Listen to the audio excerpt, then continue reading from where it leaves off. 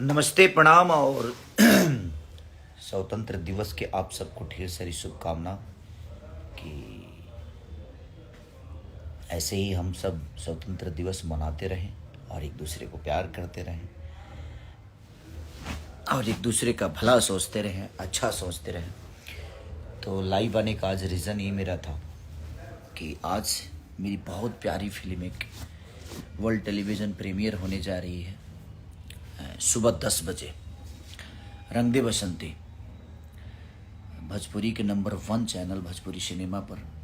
तो आप लोग अपना प्यार और आशीर्वाद जिस तरह उसको हॉल में दिए, बहुत सारा दुलार आपने दिया, बहुत सारा प्यार। एक देशभक्ति फिल्म जो कि देश पे समर्पित है, तो उसके लिए मैं आप चाहूँगा कि जो भी हैं, जो भी हॉल तक नहीं गए, जो भी थिएटर तक नहीं गए, तो आज वो रिलीज़ हो रही है।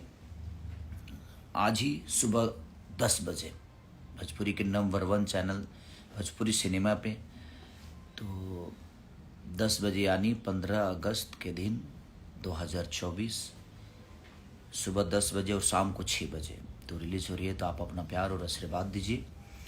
और एक गाना भी मेरा रिलीज़ हो रहा है ग्लोबल म्यूजिक जंक्शन से, जो कि 11:11 पे आप सबको सुनने को मिलेगा। बहुत प्यारा सॉन्ग है।